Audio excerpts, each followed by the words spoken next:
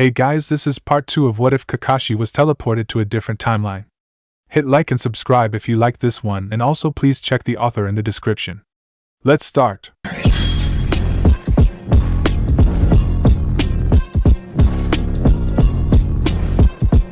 Chapter 6, Wasting the Trees. Alternate title. This chapter suffers from a lack of Guy and an overabundance of Uchiha. Once again, the copy Nin found himself training in an abandoned field near the outskirts of Konoha. His brief encounter with Orochimaru had made Kakashi painfully aware of his limitations. Clearly, his current body wasn't ready for the shitstorm of ridiculous opponents it would soon be facing. Kakashi was going to get his trouble magnet of a team back, and he wouldn't let anyone hurt his little minions this time. After he finished his training regime, Kakashi decided to work again on his Mangekyo. Having the advanced form of the Sharingan would be a huge advantage this time around. Not to mention the rather useful dimension traveling ability. After all, he still planned on going home. Eventually, trump cards were always nice, but the Mangekyo was useless if he couldn't control it. Kakashi raised his Hitai, and the three tomos swirled hypnotically. Sir? Sighing, Kakashi covered his eye and turned around. He hid his annoyance and smiled at the rather frightened ANBU rookie who had interrupted his training. Yes? Hokage-sama requests your presence in his office immediately. Kakashi nodded abruptly in response, and the relieved operative vanished with a silent blur. After stretching, Kakashi started jogging leisurely in the direction of civilization. If his Minato meter was still working, then he still had about an hour left before his former sensei became irritated. From east end of the village, it was a literal hop, skip, and jump to the Hokage's residence. At least, it would have been a hop, skip, and jump, had a giant hand not suddenly snatched Kakashi out of the sky. Jiraiya-sama, he carefully greeted. Kakashi plastered a smile onto his face as he shifted uncomfortably. The Sannin had grabbed Kakashi by his vest, hoisting him into the air like a disobedient puppy. Kakashi, grumbled back Jiraiya. The older man made no move to set Kakashi down.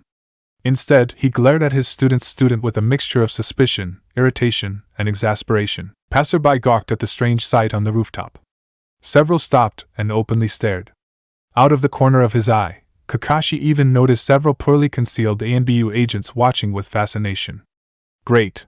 Now they were making a scene. He discreetly glanced at the sun's position and frowned. Kakashi was already 2 hours late to his meeting with Minato, and even his former teacher had limits to how long he was willing to wait. Although I am happy to see you, I really have to meet with Minato-sensei, Kakashi hinted. What a coincidence. Jiraiya's eyes narrowed. I've got a scroll for him. You can deliver it to him for me, right? The meeting's urgent, he hedged. I don't think I have. Oh, shut up. Jiraiya began dragging his grand student across the rooftops, heading in the opposite direction of the residence. Kakashi tensed slightly, prepared to make a run for it. And if you escape, or even try to, the Toad Sannin added, I'll tell Tsunade to catch you up on your medical checkups. All of them. Sullenly, Kakashi crossed his arms and acquiesced. Once they arrived at Jiraiya's home, the Sannin unceremoniously dumped Kakashi on the floor. Jiraiya ran through several seals, and the house glowed with the light of chakra as the complicated seals activated. Here, brat. Jiraiya handed Kakashi an oddly familiar scroll. Wait, this is one of the scrolls from Danzo's hideout. Gingerly, he opened the scroll, admiring the careful counter-sealing etched on the paper. Oh, and take these too. The Sannin tossed Kakashi 8 more scrolls. The younger shinobi snagged them out of the air with nonchalance. What are these? He asked as he examined the unfamiliar scrolls. Those are some of Danzo's other scrolls, answered Jiraiya. The older man looked mildly surprised when he noticed Kakashi's blank expression. What, you didn't hear about that? Jiraiya paused and answered his own question. Never mind. You were on that mission. Anyway, Minato and I were working on decoding the sealing arrays on Danzo's scroll. When we finally unlocked the scrolls, we found out that Danzo hadn't disbanded Root. Kakashi tried to act shocked. What? Root's still active? What a surprise. Jiraiya frowned with suspicion and stared at Kakashi for a solid minute. Kakashi suppressed the urge to fidget and instead kept his expression of false surprise. Finally, Jiraiya resumed speaking. As you can guess, Minato threw a fit and shut everything down. Or at least, he tried to. We still aren't sure how deep Root's roots are. The Sannin snickered once before continuing. Danzo's been arrested, thankfully. He's with TNI right now, but the senile bastard hasn't cracked yet, so I have the wonderful task of unsealing all the geezer's scrolls.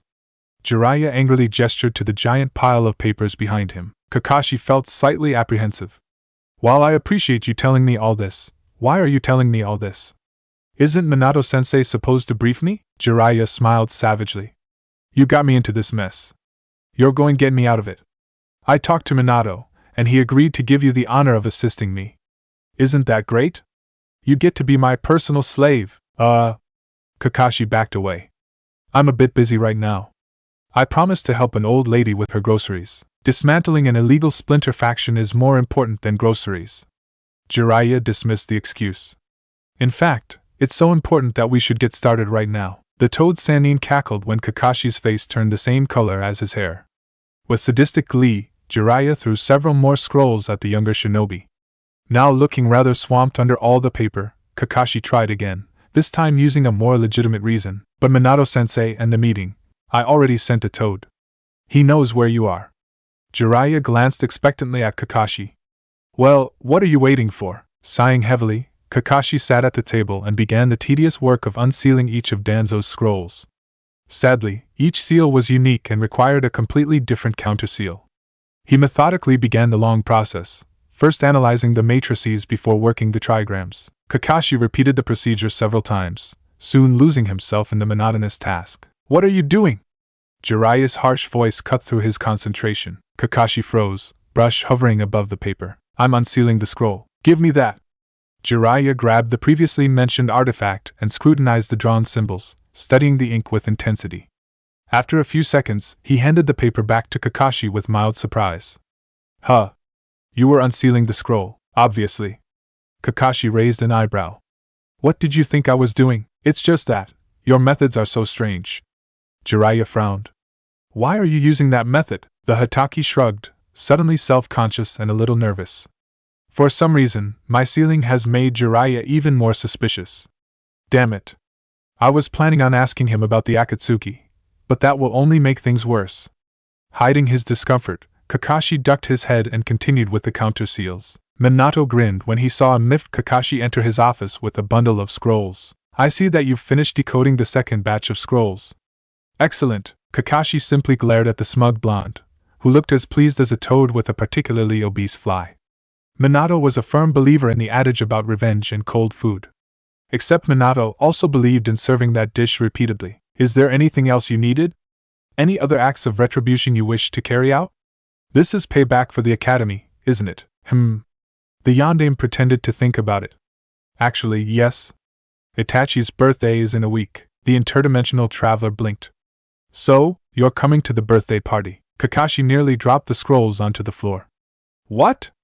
Carefully, he set the delicate pieces of parchment on Minato's desk. Then, he continued. Why hell would I go to Itachi's birthday party? The words birthday party, Itachi, and me should never be in the same sentence. Ever. Besides, don't the Uchiha elders hate me? Minato scoffed. Who cares what they think? Their opinion is irrelevant. You were Itachi's captain in ANBU, you'll be Sasuke's Jonin sensei in a few weeks, and you were my apprentice. If you can't attend the party, then no one can. Kakashi knew from experience that the last sentence was no idle threat. Fuck. Now he couldn't even use the elders as an excuse. The blonde's grin grew wider. Why aren't you excited? Don't you want a chance to woo Itachi-chan? No. No, I am not excited. I will never be excited for a chance to woo Itachi. I don't even want to think about it. The yondaime almost pouted. Come on, Kashi. It'll be fun. The celebration requires formal attire, so you can wear a kimono. I'm sure a certain someone will be really impressed. Girls love kimonos. Kakashi's visible eye twitched slightly. Formal wear? Fuck no, please? Minato's eyes grew wide, and the copy Nin was oddly reminded of Naruto begging for ramen. Kakashi coughed and tried to change the subject away from Itachi, anything to distract his former sensei. So, I heard that route wasn't disbanded. Minato's expression immediately grew sober, and Kakashi felt slightly guilty for ruining the cheerful atmosphere. Then he remembered that Minato was trying to set him up with Itachi, and the guilt disappeared. Correct, said the blonde. Danzo has been running route right under our noses. The Hokage sighed, looking several years older. And the methods he used to train them. Minato's fists clenched, and Kakashi caught a glimpse of thunderous fury on the normally cheerful man's face. The silver-haired shinobi felt a shiver run down his spine. I'd hate to be Danzo right now. Well, I'd hate to be Danzo at any time, but I would especially hate to be him right now. Minato had been the one to raise the academy graduation age, and he had always been a firm advocate for letting children be children, something that had always annoyed the younger, stick-up-his-ass Kakashi. Danzo was literally ruining childhood and basically stood for the opposite of everything Minato believed in. With casual, totally not planned indifference, Kakashi examined one of the scrolls. Did you encounter an operative named Sai? Okay, that wasn't even close to subtle. Oops. I blame Minato for my occasional flashiness and lack of tact. Startled, the yondaime looked up. Actually, I did. The 12-year-old. Minato trailed off. How do you know about him? You should definitely assign him as Tenzo's apprentice, said Kakashi, ignoring his ex-sensei's question. Sai needs someone slightly stable, and a student will help Tenzo become less. Tenzo. Also, they both have really weird abilities. They're perfect for each other. Minato blinked once. Huh. You're right. He scribbled a note down before redoubling his glare. But that's beside the point. Answer the question, Kakashi. It's because of Orochimaru, he replied smoothly. He was working with Danzo, and he told me about Root.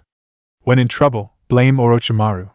It's not a shinobi rule, but it should be one. Maybe I should petition for it to be added as a sub-clause for Rule 29. The Hokage looked a bit confused as he pondered Kakashi's answer. But didn't you discover Root before you met with Orochimaru? There was a beat of awkward silence. Maybe, Kakashi. A hint of warning entered Minato's voice. I have a feeling that you aren't being entirely honest about this Orochimaru situation. Kakashi winced. But speaking of Orochimaru and honesty, the copy Nin had been brooding over the snake Sannin's words in the forests, specifically, the ones about the Hyuga. He had dismissed the claim initially, but after returning to the village and doing some research, Kakashi had found some discrepancies in the village records. Oh, to hell with subtlety. Ninjas don't really need to be subtle. When I was fighting against Orochimaru, Kakashi said slowly, he also mentioned something about the Hyuga. For once, this was something that the snake Sannin had actually said. Sensei, did Orochimaru massacre the Hyuga clan on orders from the village? A pause that lasted a moment too long. Then, an overly bright smile. Of course not. That's ridiculous. Lie. Yeah, that's what I thought, murmured Kakashi. He averted his eyes and stared at the toad figurine on the Hokage's desk. I should probably go now. Jiraiya-sama is waiting for me. Minato glanced down at his papers, a mixture of emotions clouding his bright blue eyes. Kakashi didn't wait for a response. Partly out of misplaced guilt and fear of continued retribution, the copy Nin did end up going to Itachi's party. In a kimono, Kashi and I, why Naruto, why do I need to wear this stupid dress? Well, at least he didn't have to suffer alone. Because of the Uchiha, he replied shortly. Everything bad could be traced back to the Uchiha, Naruto groaned. But it's so stupid, you mentioned that already. The blonde crossed his arms and groaned. This party's boring. Where's Sasuke? I looked everywhere for him. He's by the pillar next to the third table. Oh. Naruto squinted. You're right. Thanks, Kashi and I.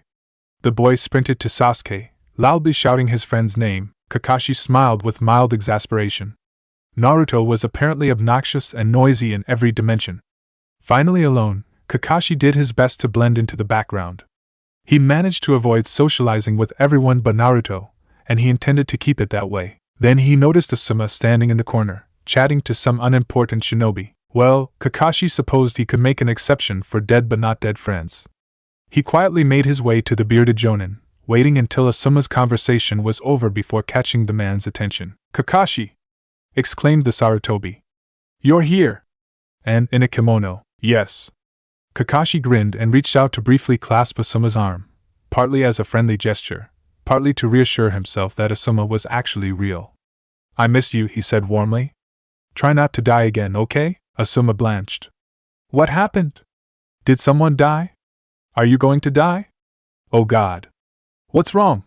Tell me, Kakashi. Kakashi quirked an eyebrow. Nothing's wrong. Nobody died. Why does everyone freak out when I express emotion? Is it really that unusual? Kakashi thought about it for a moment. Never mind. But you... The other mane flailed as he searched for words. The interdimensional traveler rolled his eyes. Where's Kurenai? Asked Kakashi, changing subjects before his friend suffered from an aneurysm. Asuma's eyes widened, caught off guard by the sudden shift in topics. She's on a mission. Why? You should marry her, he advised. Asuma almost swallowed his unlit cigarette. He choked, nearly falling over as he hacked and coughed. Where the fuck did that come from? Wheezed Asuma. You were planning on marrying her anyway. You two didn't get a chance in my dimension, and that's something Kurenai always regretted. Kakashi stared blandly at the former Hokage's son. Asuma, even I noticed your relationship with her. I think it's time to ask her the big question. The other Jonin's jaw dropped, and he gaped at the nonchalant shinobi. Desperate to end the conversation, Asuma searched wildly for a diversion. Itachi-san! He called out, noticing that the kunoichi was alone by the refreshments. The Uchiha heiress turned and made her way to the two ninjas standing at the back. Why? Why is this happening? I do not want to associate with female Itachi. Being seen together will only make things worse, Sarutobi-san greeted Itachi. Her eyes flickered to Kakashi. Hataki-senpai, Uchiha-san, Kakashi replied stiffly. Asuma glanced at his friend with surprise. The atmosphere between the two former teammates was awkward and definitely not normal. Asuma didn't know if the rumors were true, but something had certainly changed. The uncomfortable silence continued. Happy birthday, Itachi-san. Asuma had already said it to her before, but he said it again to break the tense mood. Yes. Kakashi looked away. Happy birthday, thank you? Itachi fixed Kakashi with a piercing gaze. Kakashi did his best to ignore her. If you'll excuse me, the silver-haired shinobi said abruptly. He walked away, leaving the Uchiha and Sarutobi to stare after him. The remaining two stood in silence for a few moments. Asuma looked back at Itachi. If you don't mind me asking, what happened? Itachi shrugged almost hopelessly. I do not know. In the meantime, Kakashi hid in the corner of the room, nursing a glass of wine. Why did I ever think socializing was a good idea? Talking to people always causes problems. Are you enjoying the party? A mellow voice interrupted his introspection. No. Of course. Kakashi smiled and inclined his head. Uchiha Dano. The Uchiha matriarch smiled as well. Mikoto is fine. Kakashi nodded absently as he furtively searched for an escape route. Have you tried the refreshments? Yes. The wine is excellent. The Jonin began inching away from the retired kunoichi. I agree. My husband was the one to choose the selection. Mikoto laughed lightly. Believe it or not, he also chose Itachi's kimono. It looks beautiful on her, don't you think? I suppose. A frightening gleam came into the Uchiha's eyes. Shit, I am glad to hear that, said Mikoto, satisfaction bleeding into her tone. He gulped. It was nice talking to you. Kakashi took the opportunity to escape. Nothing good ever happened when an Uchiha had that expression. He knew that all too well. Kakashi decided to head to the gardens. Most of the people were still inside, mingling and fraternizing. He should be safe outdoors. Kakashi immediately relaxed when he reached the elegant grounds. There was a reason he hated parties. All those people made him feel cornered and jittery. Kakashi leaned against a large oak tree with relief, relishing the relative quiet. Now, if only he had his Aika. No, I hate you! Shrieked a familiar voice. Kakashi immediately tensed, and the pleasant feeling evaporated. That was Naruto. What happened? Kakashi felt slivers of panic creep into his heart. Did Sasuke suddenly become murderous? It's a bit early and entirely unexpected, but who knows what goes on in that kid's mind. Kakashi's eyes narrowed as Naruto burst out from the bushes with tears running down his cheeks. Naruto, what's wrong? Kakashi's hand went to his hidden kunai. The blonde immediately changed directions and ran towards Kakashi. He latched onto the Jonin, burying his face into the kimono.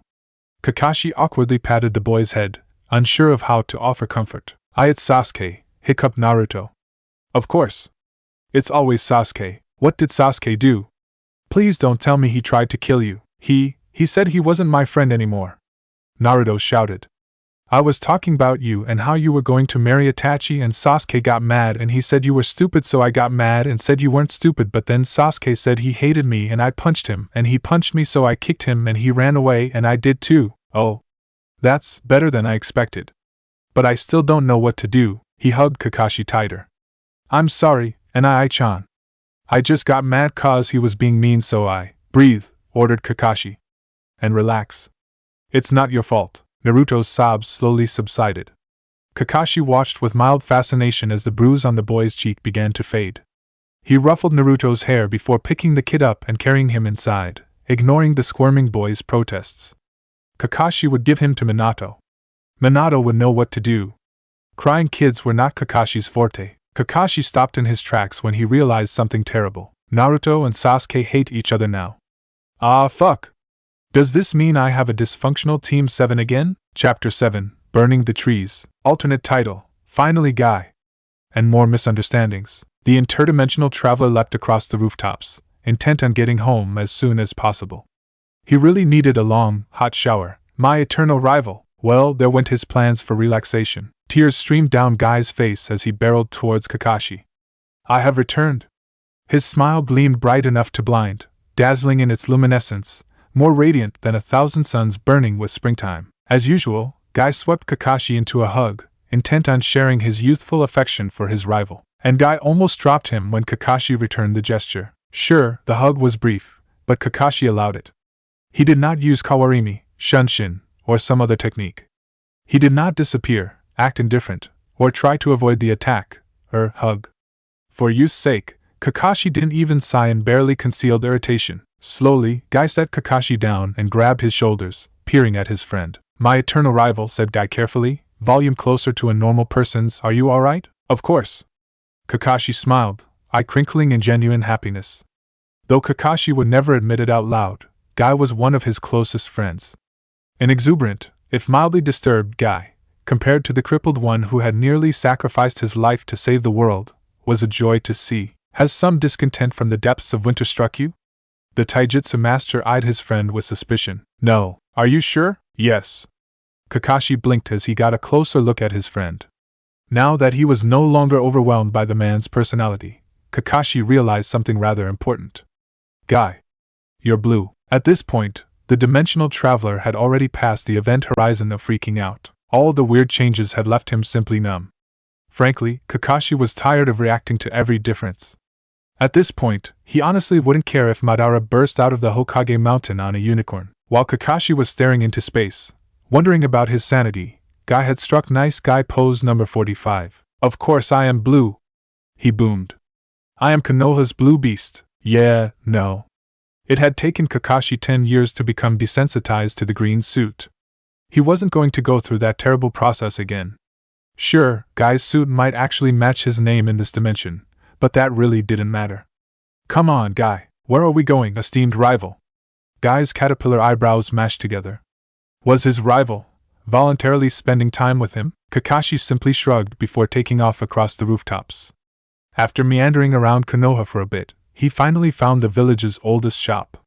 Besides being ancient and excellent in regards to weapons, the shop, simply known as the shop, was also known for having the worst possible taste in regards to clothing. Obviously, Guy did all his shopping there. Until Guy dragged Kakashi along to the shop for one of the challenges, Kakashi had simply assumed that the bodysuits poofed into existence on Guy power alone.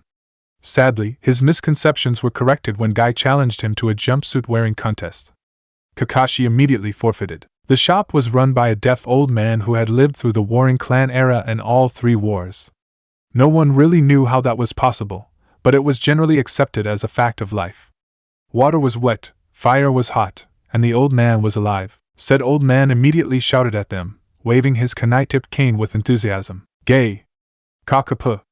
I have a new shipment of shuriken, fresh from the forges. Most youthful old man! Guy shouted back. It is an honor as always, eh? Didn't Hataka die? Kakashi winced as Guy and the old continued their conversation/shouting match.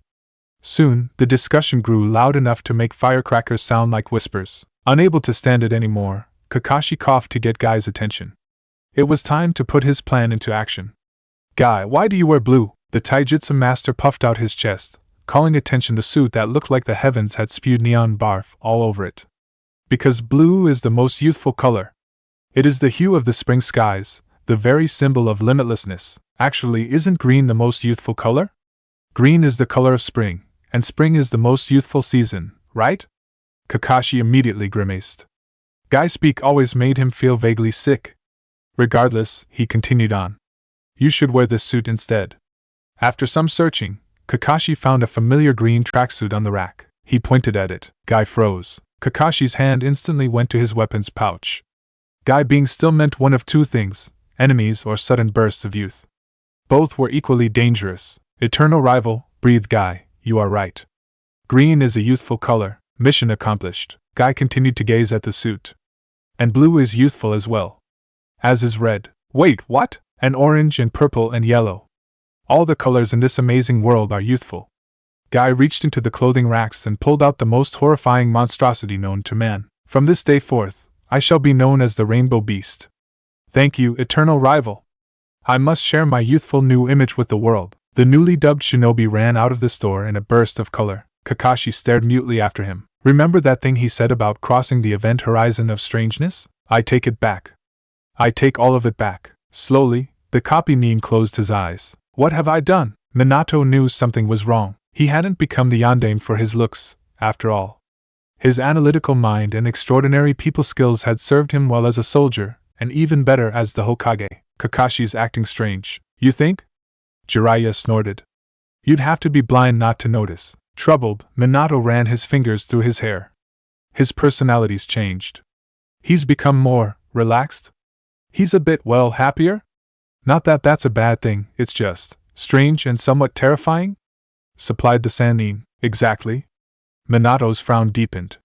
And Kakashi seems to know things. The older man raised an eyebrow. Things? After activating an additional, and rather unnecessary, privacy seal, the Hokage continued. Things he shouldn't know. Things like Orochimaru. Jiraiya inhaled sharply. He knows, yes, confirmed Minato.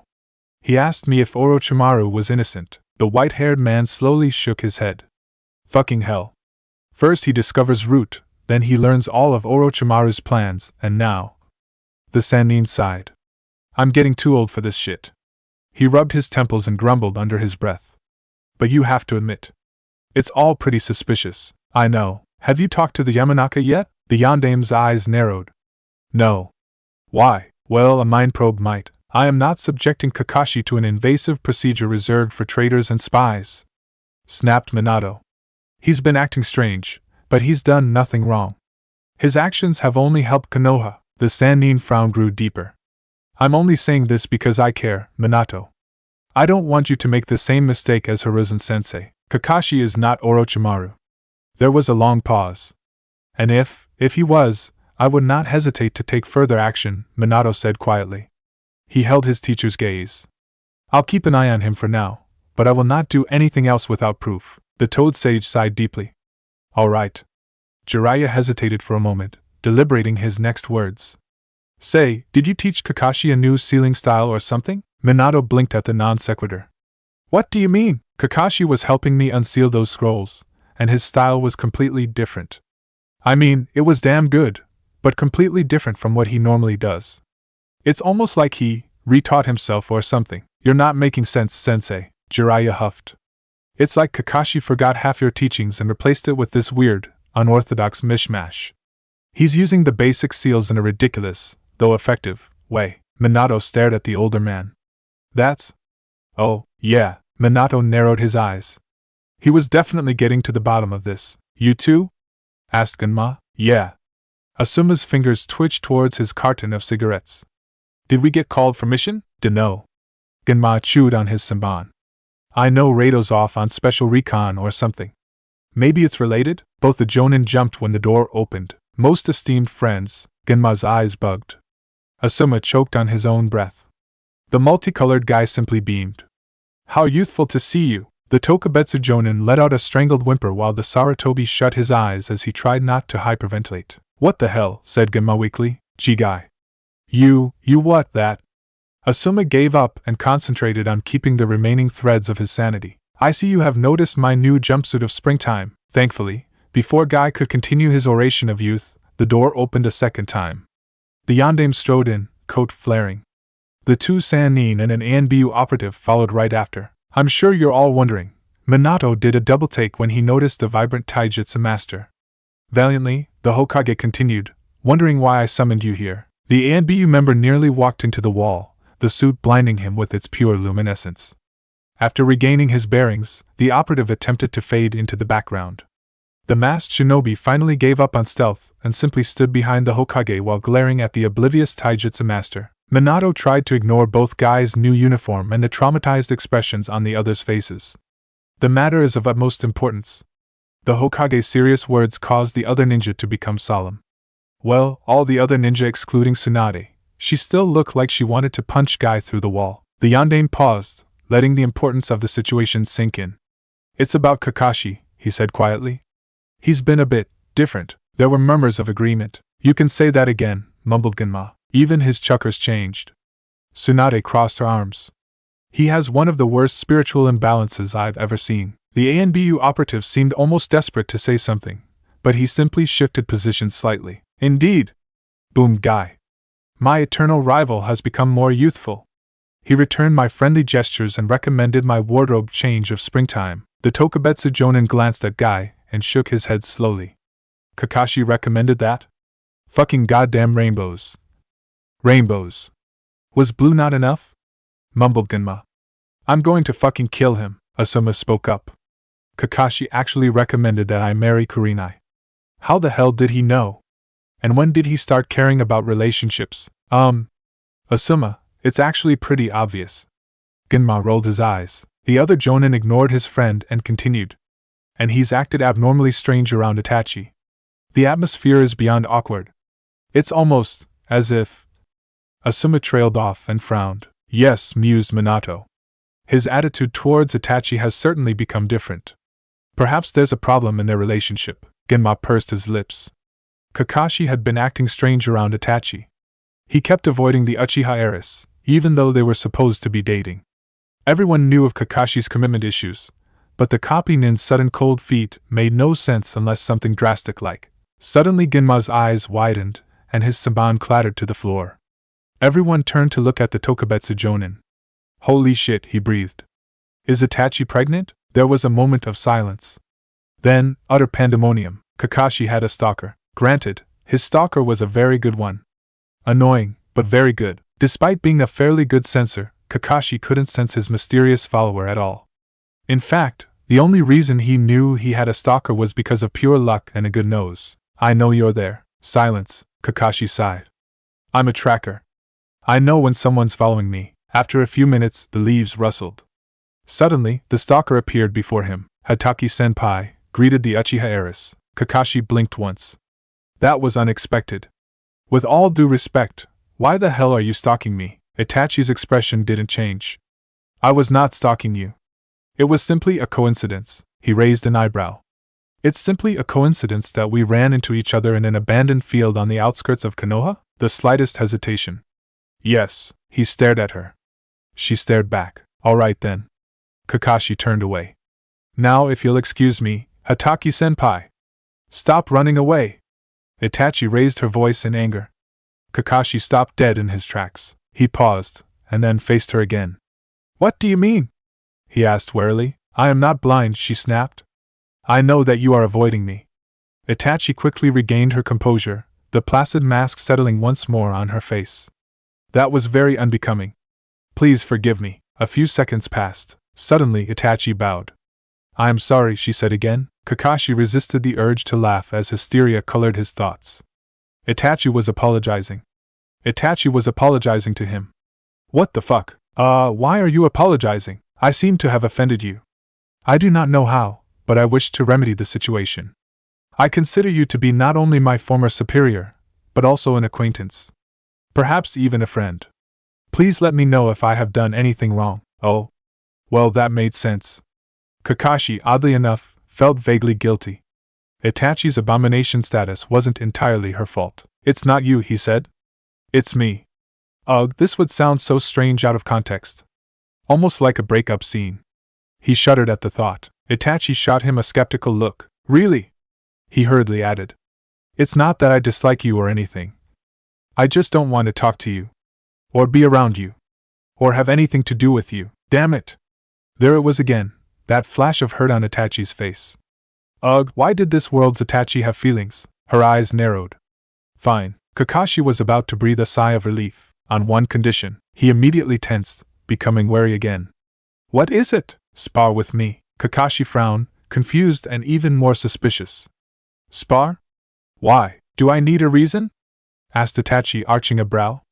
Her expression was a bit too innocent to actually be innocent. The dimensional traveler blinked. Yes. Yes, you do need a reason. Kakashi didn't think for 1 second that Itachi was doing this for fun. Behind this was some diabolical plot. He was sure of it. Itachi simply ignored him. Standard spar rules. She gracefully shifted stances, holding one hand in front of her. Just a spar? His suspicion increased. Nothing else? Itachi tilted her head. Of course not. Why would you think that? Yeah, innocence really doesn't suit Itachi. Not even a little bit. Kakashi adjusted his footing slightly, simply to telegraph his acceptance. He raised his Hitai, exposing the borrowed Sharingan. I agreed to the conditions of the spar. Itachi's dark eyes turned red. Silently, they both made the seal of confrontation. The Uchiha moved first, tossing shuriken in a perfect arc. Kakashi dodged and sent a few kunai of his own to test the waters. With blinding speed, Itachi twisted and spun in a kick, forcing the other Jonin back. Kakashi's hand twitched with the urge to activate his Raikiri. Shit. He ruthlessly suppressed it, and instead retaliated with a simple fire jutsu. Logically, he knew that this Itachi wasn't trying to kill or even maim him, but Kakashi's instincts screamed for him to skewer the girl. Old habits were hard to break. The air crackled with heat as bright flames billowed around the two ninja. Itachi's hands blurred as she summoned an inferno of her own, redirecting the dissipating flames away. The world distorted as she dashed forward, kunai in hand. Kakashi's Sharingan spun as it tried to break through the genjutsu. His vision shifted slightly, but the world remained twisted and off balance. Clever, he thought dimly. The genjutsu probably focuses less on the visual cortex and more on the cerebellum. He sent a surge of chakra through his pathways, breaking the illusion. Kakashi used his keen sense of smell to compensate as he reoriented himself. Following the distinct scent of spice and embers, Kakashi sent a crackle of lightning towards the kunoichi. Itachi dodged and created a wave of fire, setting the surrounding foliage ablaze. She vanished in the swirling smoke and ashes. The scent of burning leaves filled the air, overpowering his senses. Kakashi simply waited, tense as a taut wire. Suddenly, a web of chakra entangled his senses. He dispelled the second genjutsu and turned, blocking the blow. Kunai clashed against kunai. Sparks flashed as the metal made contact. The battle abruptly shifted into a taijutsu one, and the two engaged in a dance of weapons and fists. Kakashi avoided the whirlwind of blows, Sharingan working in overdrive. Itachi weaved in and out, lethal elegance displayed in every movement. Kakashi felt his Sharingan instinctively change shape as adrenaline coursed through his veins. Fuck! He clamped down on the flow of chakra, keeping the eye in its three-tomo form. That was way too close. Seizing advantage of his momentary distraction, Itachi leaped in for the kill. Not for the kill! She isn't trying to kill you, remember? And you aren't supposed to kill her. His eyes narrowed. He recognized this move. It had been used on him before. Kakashi twisted out of the way, using the flat of his blade to trap his opponent's own weapon. He could easily end it now. Crimson eyes stared into a mismatched pair. Slowly, deliberately, Kakashi disengaged from the deadlock. He tossed his kunai onto the floor. I yield.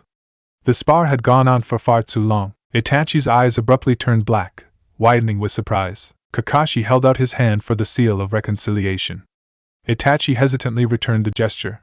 She briefly touched her fingers to his. Kakashi turned away and vanished. Slowly, Itachi bent down and picked up the discarded weapon. She examined it and frowned. How could you do that to Itachi? Genma shook his head. I thought you were smarter than that. Kakashi looked up from his book. What did I do to Itachi? He frowned as he searched his memory for the perceived offense. He'd been secluded in his tree all day since the spar. Oh, right. You mean the spar? But I didn't even hurt her. It was her idea anyway, Genma scoffed. So that's what they're calling it these days, huh? He rolled his eyes. I'm not saying you hurt her, but would it have killed you to use protection? Man, Fugaka's going to go crazy. How the hell are you going to get out of this one? We were careful. Kakashi looked at his friend with bemusement. Itachi and I are Jonin, you know. Apparently, even geniuses have accidents. Genma peered at his friend. You know, you don't seem that bothered about this. Why would I be? Seriously, why was Genma so hung up over sparring safety? The Tokubetsu Jonin sighed deeply. You're handling it better than I thought. His friend patted him on the shoulder. Good luck. You'll need it. Itachi stared at her mother. You do not know how surprised I am, Itachi. I did not expect this from you. Mikoto looked calmly at her daughter. You always seem so responsible, but I suppose that the quiet ones are the most rebellious. Itachi simply blinked. I'm so excited, squealed the matriarch. To be honest, I never thought I would become a grandmother because of you. Well, maybe Sasuke, but you? You always seem too focused on your kunoichi duties to notice anything else. Mikoto winked. You have better taste than I expected.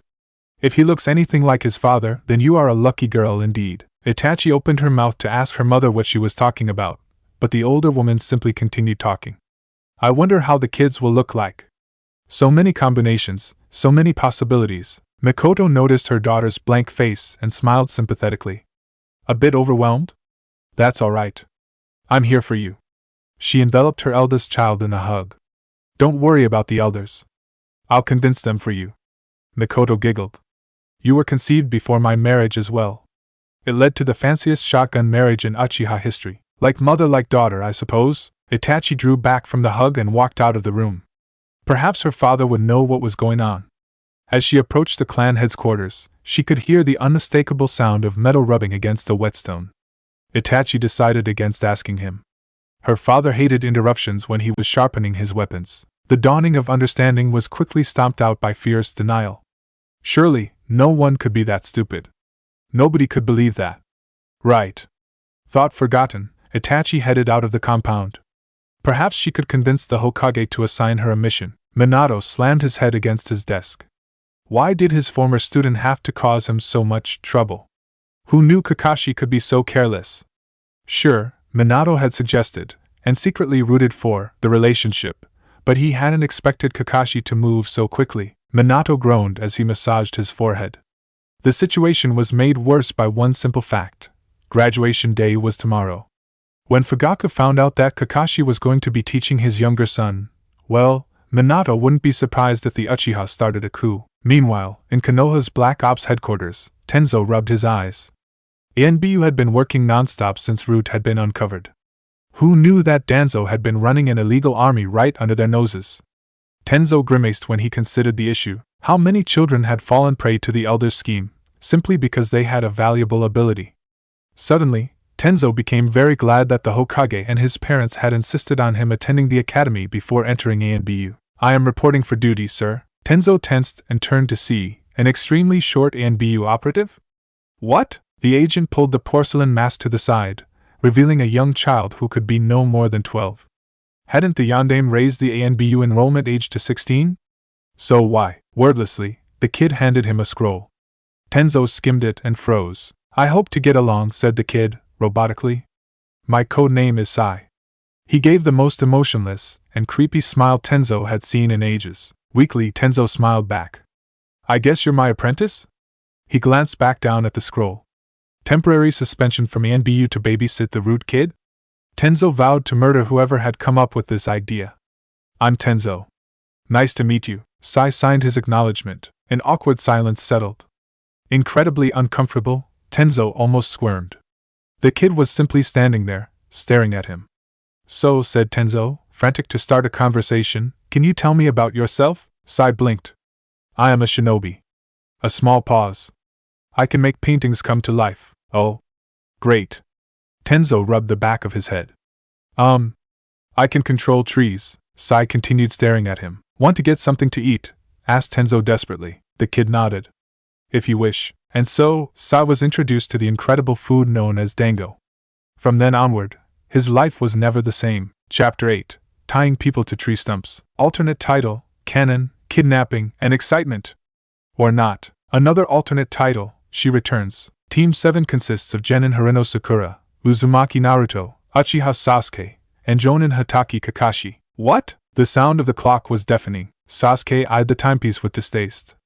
Only his fine Uchiha breeding kept him from repeatedly stabbing the mechanical device until it begged for mercy. Confined in a room with his former best friend, the eternal loudmouth, and she who shall not be mentioned. Well, suddenly the actions of his ancestor Madara seem much saner. Arg, what's taking him so long? Whined Naruto. I know that he's always late, but can't he make an exception for once? Using big words now, are you? Sasuke sneered in response. Do you even know what exception means? Shut up, bastard. Naruto stood abruptly, knocking the desk over.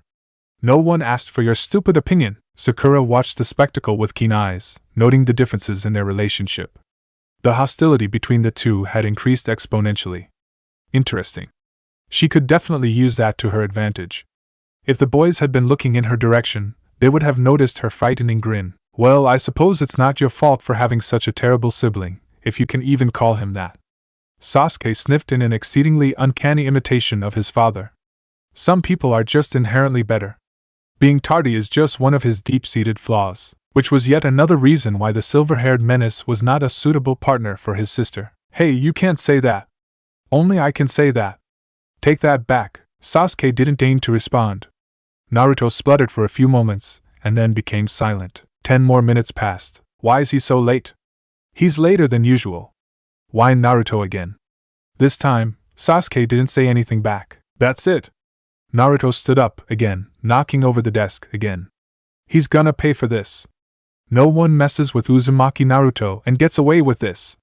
I've pranked him before, I can prank him again. Immediately, the self-announced prankster grabbed the chalk eraser. He carefully balanced on the stool, affixing the eraser at just the right angle. Sasuke looked torn between aiding his former friend and ignoring him. He finally settled on the latter with a cough of disdain. Pranking a superior officer is highly unwise, said Sakura, tone prim. She smiled at Sasuke, eyes and teeth gleaming brightly. I have some wire strings you can use, Sasuke replied suddenly. He hurried to Naruto and shoved the wire into the other boy's hand. I'm still mad at you.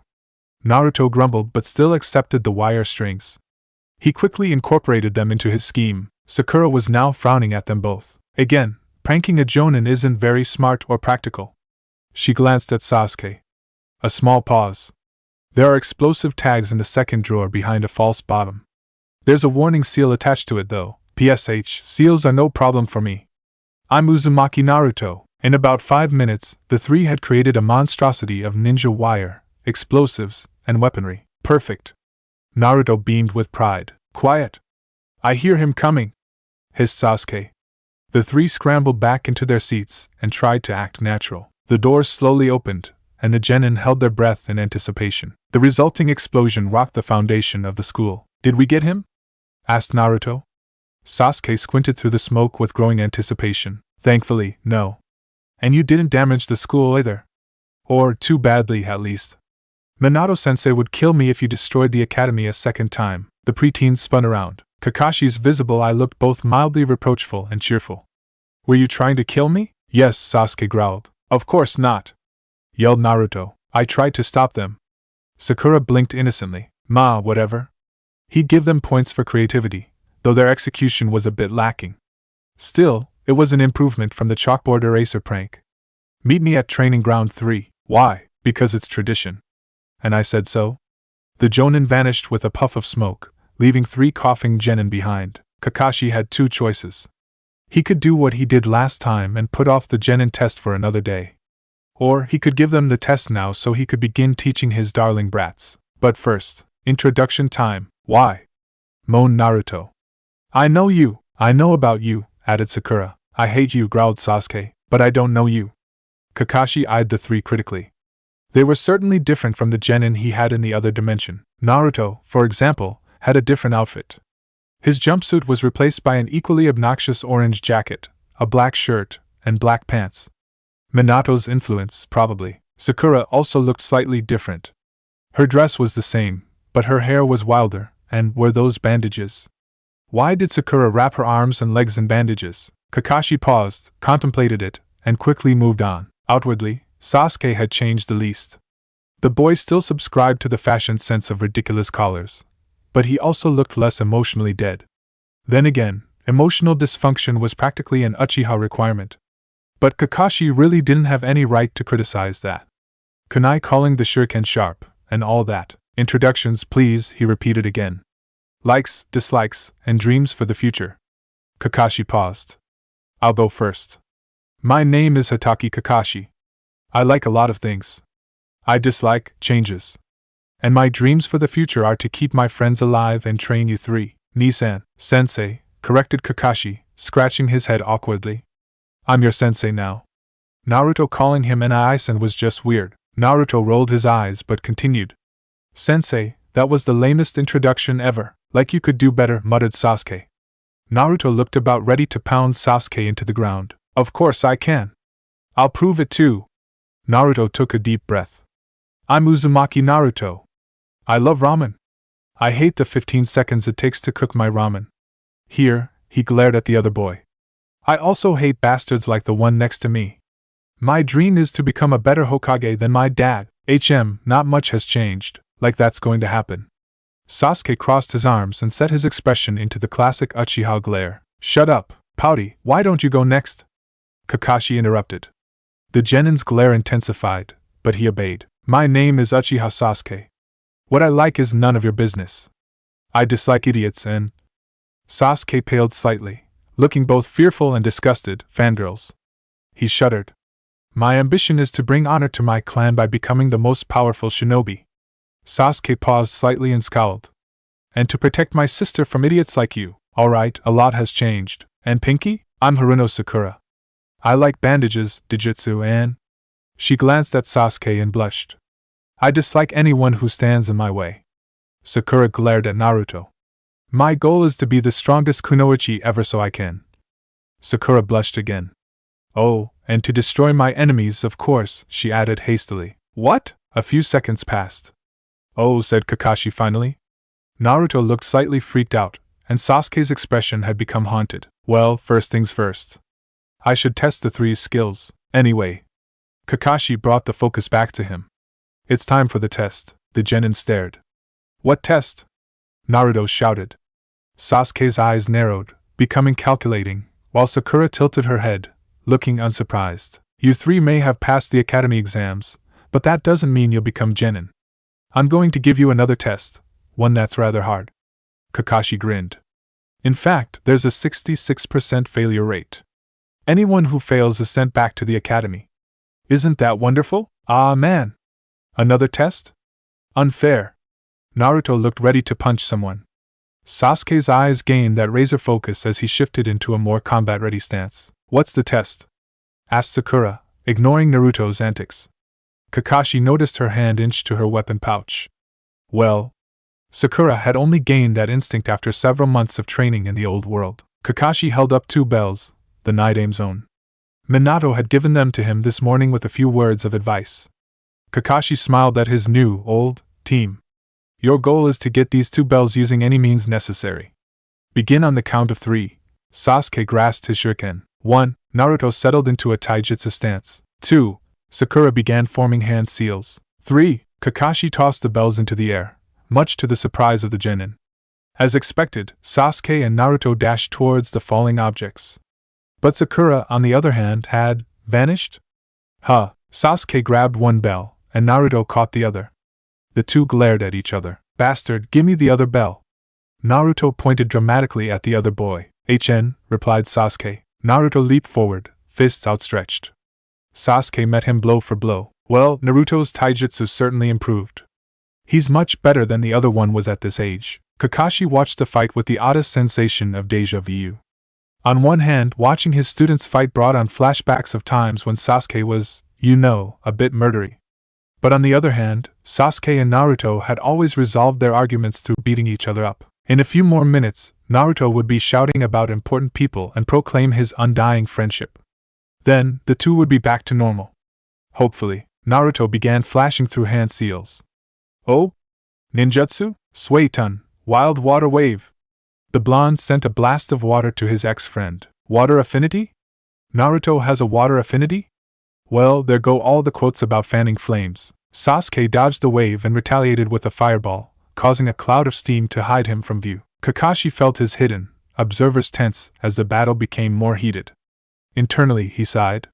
He could sense Minato-sensei, or his clone, several ANBU agents. Was that Itachi? En route operatives too? The audience for the genin test hadn't been nearly as big during the original timeline. It seemed like everyone was watching his team. Probably because Naruto was the Kyuubi's container and the Hokage's son, Sasuke was the second son of the Uchiha main family, and Sakura was… Sakura. The fog cleared, and Naruto dashed towards his former Uchiha friend. Sasuke reciprocated, shuriken in hand. The two were about to clash, when Sakura appeared out of nowhere. Immediately, the dynamics of the battle changed. Instinctively, Sasuke and Naruto began to work together. Sakura dodged their attacks with ease, almost as if she was familiar with them. The battle continued for a few more moments, and Kakashi took the opportunity to evaluate his genin skills. This Naruto's attacks were definitely more polished, especially when compared to the fresh out of the academy Naruto from his original dimension. For one thing, Naruto actually had a taijutsu style other than beat them to a pulp. He also knew ninjutsu other than the shadow clones. This Naruto was much stronger than the other Narutos had been, obviously because of Minato's influence. Alternate Sasuke's skills were also different.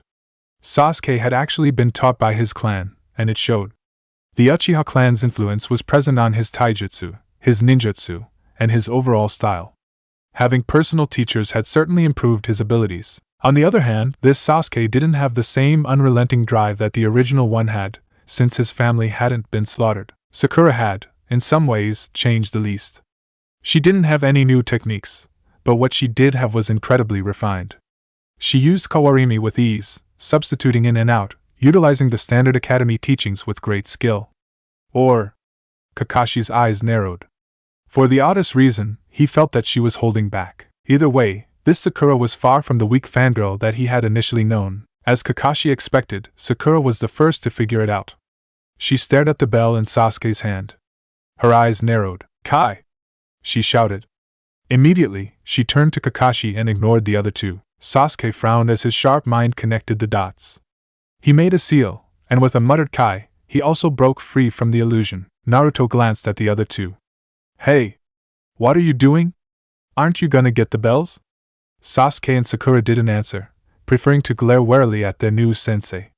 Slowly, the realization dawned on Naruto. The blonde slammed his fist against the ground, causing his knuckles to bleed, and freeing him from the genjutsu. "No fair!" yelled Naruto, pointing dramatically at Kakashi. "That was a trick. You had the bells all along." "Of course," replied Kakashi, amused. "Did you really think I'd just throw them in the air?" He held up the real bells. "You need to steal these from me. I'm going to give you until noon." "Which is?" Kakashi looked up at the sky. "In about an hour, I think." Sasuke and Naruto looked at each other. "There's no way we can do it by ourselves. And I'm definitely not going to fail this test." Naruto puffed out his cheeks. "Truce?" He held out his hand. Sasuke glared at the extended appendage before reluctantly shaking it. "Truce. I'm not going to fail either, or be on a team with that fangirl." Sakura scowled but said nothing. Kakashi opened his Aika Paradise and began to read, curious to see what the children would do. "We need to come up with a plan." Sasuke clenched his fists. "We'll have to retreat and regroup." "Wait! I've got an idea!" whispered Naruto. Grinning, the yandames soon casually strolled towards Kakashi. "Hey sensei! Jirayaji's releasing his new book in a few months, and he told me all about it. If you give me the bells, I won't spoil it for you." Kakashi sensed a surge of killing intent from one of the trees. That was definitely Minato-sensei. "That's not going to work, Naruto," drawled Kakashi. "You can spoil it all you want, but I'm not going to give you the bells. I've already read all the Aika books." "Ha! I am immune to spoilers." "Oh yeah? So you don't care what Shina and Minibo do in the hot springs?" Naruto stared at Kakashi. Kakashi stared back. "Huh." Naruto shook his head. "You really aren't gonna give me the bells?" He sighed. "Well, it was worth a try. That was a stupid plan, idiot." "Of course it didn't work." Sasuke grabbed his teammate's jacket. "We have to get out of here." Grumbling, Naruto agreed. The two fled into the leaves and vanished. Or tried to, at least. Sakura had also vanished, having taken advantage of Naruto's attempt to get the bells. Kakashi simply grinned. This would be fun. The three genin glared at Kakashi. Each was tied upside down to a post. "I hate you," snarled Sasuke. "Dude, you've said that a gazillion times," complained Naruto. "We get it. You hate him. Now will you just shut up? Now you know how we feel about you." Sakura smiled sweetly, or tried to, at least. "It was a bit difficult to do that when the blood was rushing to your head, ma." Kakashi scratched the back of his head as he listened to his genins bicker. He waited until he received their full attention. "I'm just really impressed." Naruto brightened. "You are? Of course." The jonin laughed mockingly. "I didn't expect you all to do so badly." The three cringed as the atmosphere darkened. "Boo, quiet," cut off Kakashi. Naruto shrunk back, chastened. The interdimensional traveler increased the amount of killing intent. All of you have failed completely. Didn't any of you stop and think about why I had asked you to get the bells? Did none of you figure out the real purpose of this survival exercise? Scared genin are so entertaining. I really miss this. Kakashi paused dramatically before continuing. The purpose of this exercise was teamwork. It was to test if you could put the mission before your personal goals, your team above yourself. Yeah, I know. Naruto groaned, forgetting Kakashi's command to remain silent. Teamwork is important, I get it. You and Dad are always harping about it. And I did work with Sasuke, remember? But what about Sakura? He pierced the blonde with his gaze. You left her behind, and your partner Sasuke even tried to sabotage her efforts. Is that teamwork? Embarrassed, none of them met his gaze. Theatrically, Kakashi sighed. But since you at least tried, I guess I can give you another chance. Awesome! Cheered Naruto. Thanks, and sensei. The other two were less vocal but equally relieved. Kakashi's eye crinkled. Your second test begins, now. Have fun! Whistling, he put his hands in his pockets and walked away. Sensei, where are you going? Aren't you gonna untie us? As sensei? Sensei, Kakashi grinned at the outraged shouts of his genin. How cute. The silver-haired jonin flicked through the pages of Ika Paradise. Normally, he'd be enjoying the book, but his personal stalker was making it difficult. I thought we agreed not to associate with each other. Kakashi glanced up and frowned at the kunoichi standing in a tree. Deliberately and almost leisurely, Itachi jumped down. She walked towards him with an utterly blank expression. That was before I knew your assignment as Sasuke's Jonin sensei, she replied. My brother's well-being supersedes everything else. Our deal is off. Itachi stepped closer. You are now responsible for my brother's safety. If anything happens to him. She paused. I will kill you repeatedly. Somehow, her monotone delivery made the threat scarier. Repeatedly? Kakashi raised an eyebrow. Itachi stared at him for a few moments. I will find a way. Sincerity dripped from every word. Oddly, I don't doubt that. Kakashi turned another page of his novel in response. You haven't been doing very well so far, considering that you left my brother tied to a tree. She trailed off meaningfully. Relax. They'll be safe enough with half of A and B watching them. He tucked his hands and book in his pockets. It's a learning exercise, he added. Itachi didn't seem to be buying it. Kakashi sighed deeply and leaned against a tree. I'll make sure he stays alive. And relatively sane. He really didn't want a repeat of what happened in his own dimension. Besides, this Sasuke seemed relatively stable, thanks to the lack of genocide. Itachi nodded once. Failure to do so will not end well for you. She didn't bother to say goodbye. Instead, she disappeared in a way that gave Kakashi the strangest sense of déjà vu. The door slammed open. Minato! Uchiha Fugaku stood in the middle of the Hokage's office with an activated Sharingan and a very sharp sword.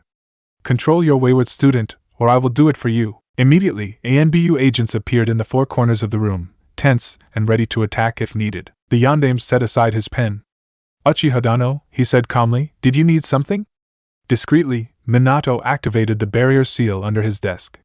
After a moment's consideration, he activated a second one just in case. Don't Uchiha Dano me, growled Fugaku. Your student has tarnished my daughter's reputation by spreading unfounded rumors. Half the clan is calling for his head. The Uchiha stepped closer. Most the Uchiha already dislike him for his Sharingan, and you decide to take it one step further by assigning him as my son's Jonin teacher. Are you trying to cause a revolt? Of course not. The Yondaime tried to smile. I have good reasons for assigning Kakashi as a teacher. He's very skilled, and he was my student. I can think of no one better to train and watch over my son and yours. What? Hissed the Uchiha clan head. Hitaki Kakashi is a foul miscreant, a blight on Konoha, a pestilent disease on honor. Minato was a bit impressed by Fugaku's creative and profanity-free insults. Like most Uchiha, he considered it beneath him to curse, and like most Uchiha, he became rather wordy when upset. Disgraced like his father, and that's enough. The Yondaime stood up and narrowed his eyes. While I am willing to concede that Kakashi may have made some mistakes concerning your daughter, I am not willing to stand here and let you question my student's character and my decisions. I am the Hokage, and my word is final. Mistake? Fugaku laughed sardonically. Well, he better fix that mistake or I'll fix him. Well, what would you have me do? What do you want him to do? The Hokage stared down Fugaku. You know what I want. The Uchiha clan head glared defiantly back. He dishonored my daughter in the eyes of the village and the clan. His actions are inexcusable, just like you and Mikoto? Said Minato, raising an eyebrow. Fukaga colored slightly. You know that was different. Minato stifled a sigh. Relations between the Uchiha and the village had been a bit tense lately. Though Danzo's imprisonment and fall from grace had eased tensions slightly, the new business with Kakashi hadn't helped at all. But perhaps he could spin this in a positive way. Fine, said the Yondaime at last. However, I think the ANBU agents would greatly appreciate you putting away your sword. With a start, Fugaku realized that he was still brandishing his weapon. Sheepishly, he put it away and deactivated his eyes. Of course, he said graciously. I am glad we came to an agreement, as am I. With a regal nod, Uchiha Fugaku walked out of the room, trying to keep the remnants of his dignity. Once the clan had left, Minato sighed deeply and went back to filling out the pile of forms on his desk. Kakashi strolled cheerfully to his still tied genin. Where the hell were you? Yelled Naruto. You left us tied to a post for 6 hours. Sakura glared venomously at her teacher. I hate you, hissed Sasuke. Ah, well, you three had clearly learned your lesson. Kakashi grinned. I thought I'd give it some time to sink in. I'm telling my father about this, growled Sasuke. Me too. Naruto words were shouted at eardrum-splitting volume. I'll make my opinion known, Sakura added ominously. That won't make a difference. Jonin-sensei have almost unlimited control over their genin teams, drawled Kakashi. Besides, it worked. All three of you are working together, right? If looks could kill, Kakashi would be dead 3 times over. With an exaggerated sigh, Kakashi cut them free. You pass. Congrats. I'll see you later. Perfect. Team 7 is now back together. For the second time in one day, an Uchiha interrupted the Hokage's attempts to finish his paperwork. Itachi? Said Minato in surprise. What are you doing here? Itachi was generally a model ninja, only entering the office when summoned. Minato suddenly grimaced. It wasn't about that, was it? He activated a privacy seal and waited for her to speak. Yondaime-sama. Please forgive me for the interruption. Itachi knelt by the desk, head bowed. It's fine. And there's no need to stand on formality, he added hastily. Is there anything you needed? Yes. It concerns Hatake Kakashi. Minato suppressed a wince. Ah. I see. There's no need to explain. It happens. People can't control everything. Itachi raised an eyebrow and ignored his words. I believe that Hatake Kakashi is an imposter. The Yondaime stiffened. And why is that? He said carefully. Several things. For one, his odd behavior. He has been acting strangely, especially when concerning me. Furthermore, he seems to have lost all sense of direction. She paused. I have been observing him, and Hatake Kakashi seems to have forgotten where many buildings in Konoha are located. The Hokage gestured for her to continue. Furthermore, when Hatake and I sparred, I noticed that he had a completely different style. Minato winced. I don't need that much information. He quickly became serious. But you definitely have a point, Itachi. Thank you for letting me know. Itachi nodded and promptly left. Now alone, the Yondaime mused over the current situation.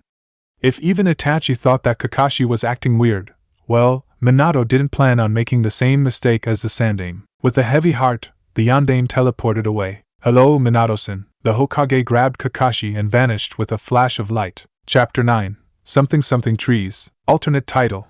Dramatic tension and cliffhangers are for posers. 1 minute, Kakashi was outside in the training fields.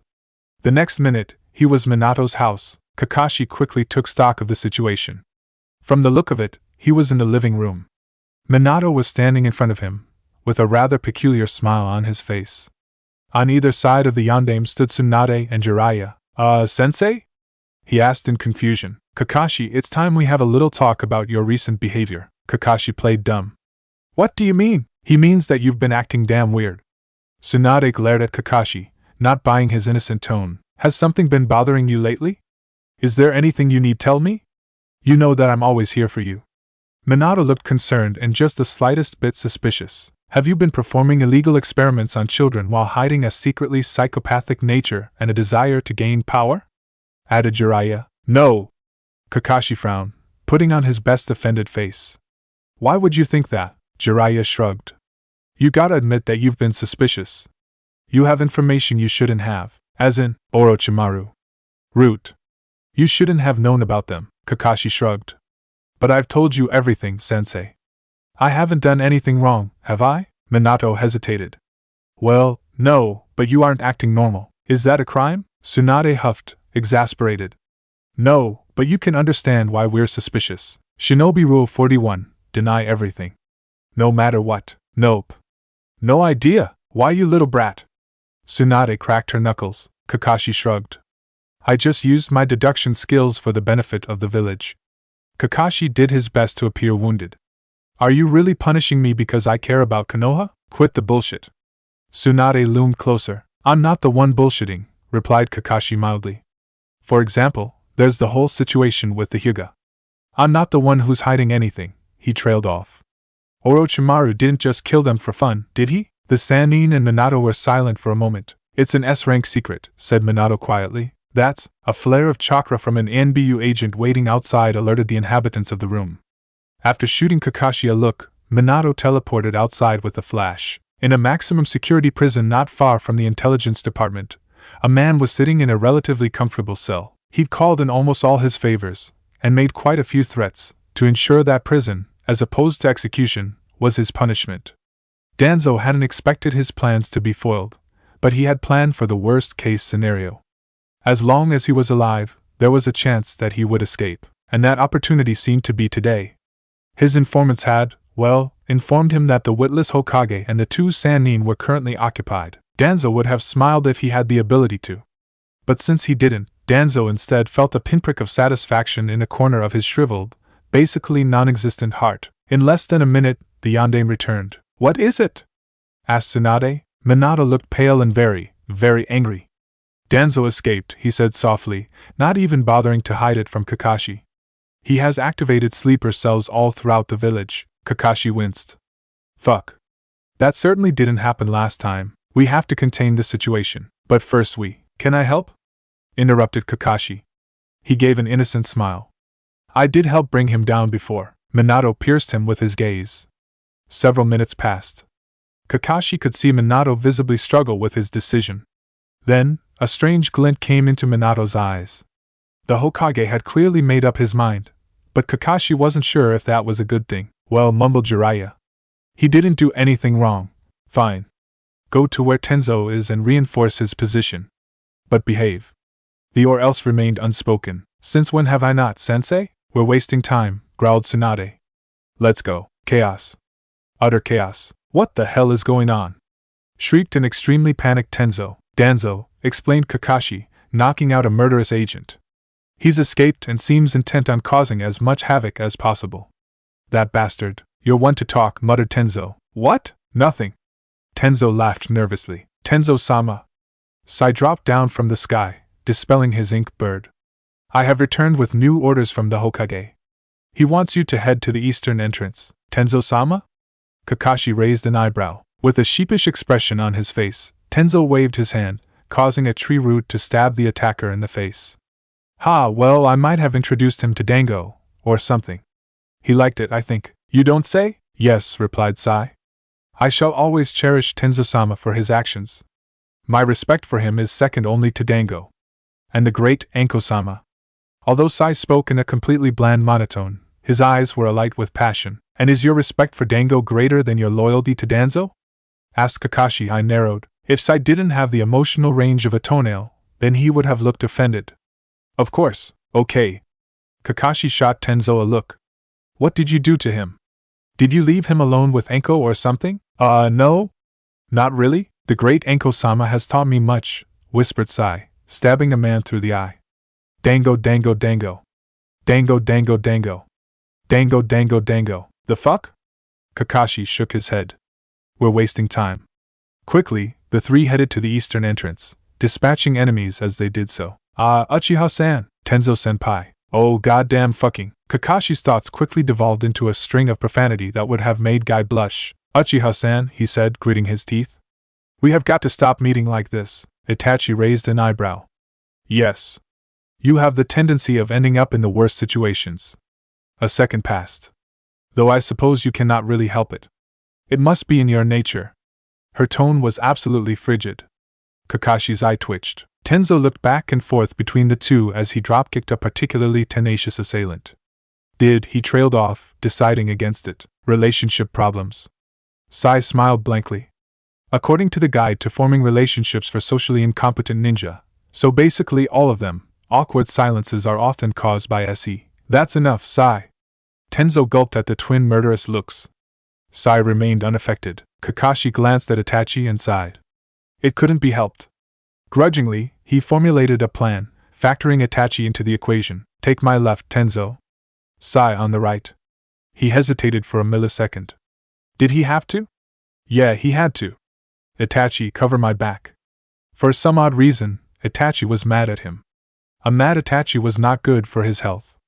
Therefore, he had to find a way to get on her good side. He glanced again at Itachi, absently noting that she looked like entirely at ease as she cut through the traitors. Actually, scratch that. Never mind. I'll just not deal with Itachi after this. Who died and made you Hokage? Grumbled Tenzo. Regardless, he obeyed Kakashi's commands. Sai followed Tenzo's lead, and after a moment of hesitation, Itachi did the same. Sakura. Yes? Keep an eye on them. Of course. And just as suddenly as it began, the root uprising ended. Well, that was rather anticlimactic. Tenzo glanced at the stock-still and not resisting heap of agents. I wonder why they all surrendered. The most likely scenario suggests that Danzo has successfully escaped. Itachi watched as the Uchiha police force began the tedious process of disassembling the pile and arresting every agent. Well, I guess that means we should report to the Hokage. Minato was not very happy. Danzo had escaped, leaving Konoha was in disarray. Thankfully, there were practically zero casualties among the loyal ninja, though there were quite a few among the root operatives. The survivors were sent to Ibiki, much to his joy, more people to torture, and displeasure, more paperwork. Right now, the Yondaime was suffering from a headache. Listening to a bunch of geezers argue was never fun. We should declare Danzo a missing nin. What? We shouldn't take such drastic action. Danzo's a respected figure of Konoha. He had brainwashed kids to kill each other. Are you getting senile, old man? Did you forget that Danzo set his rogue agents on the village today? But why would Danzo do that? Sure, he had no empathy whatsoever, but he was always loyal to Konoha. Has anyone considered that Danzo might just be bat's hit insane? No? Seriously, who understands that man? It's the hair. The hair made him crazy. Kakashi continued reading his book. It wasn't his job to deal with the fallout.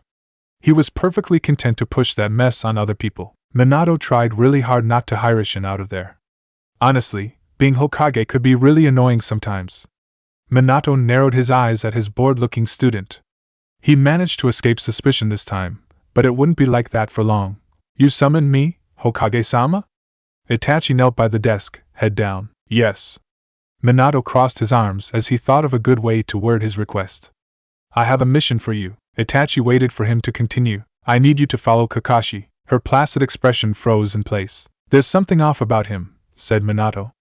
And I need someone to keep an eye on him. Itachi, you're one of the few people who I can trust with this mission. You're also one of the few people who are strong enough to hold Kakashi off. Do you understand why I am asking this of you? She stared. You want me to follow Kakashi, she repeated finally. Correct. I'll have you assigned as a supervisor for Team 7. Between your obsessive need to monitor your brother and your relationship with Kakashi, it's the perfect excuse. Minato looked rather pleased with himself. Itachi's finger twitched. I am not in a relationship with Kakashi. The Yondaime blinked. Really? Yes. Are you sure? Yes. You're really sure? Yes. Minato pouted. Fine. Then, he smirked mischievously. Itachi suddenly felt rather nervous. But I just wanted to let you know, you have my support. Itachi's expression became stony. The mission comes first, Hokage-sama. Yes, it does. He nodded, still smiling. You're dismissed. Itachi nodded stiffly and promptly vanished. Oh, hell no. Why are you here, Uchiha-san? Kakashi frowned, looking at the irate-looking heiress. Mission. Her tone was frostier than the land of snow and winter. Well, what's your mission? My mission is to observe your status, report any discrepancies, and ensure the safety of Konoha. Kakashi blinked. Let me get this straight. Minato-sensei asked you to stalk me? A second of silence. Yes. Kakashi bit back a groan. Why? Why does the universe hate me? Okay, but why are you here in front of me instead of stalking me in the trees like you normally do? Itachi's eyes narrowed slightly. Because why? I have no obligation to tell you anything, Hataki-san, she replied, subtle venom coating her words. Kakashi winced. Fine. He started walking in the direction of Ichiraku's.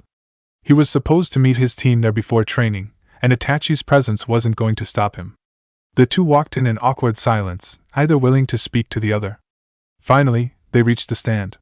But to Kakashi's surprise, none of his genin were there. Ah, Kakashi-san! Tucci beamed at the confused Jonin.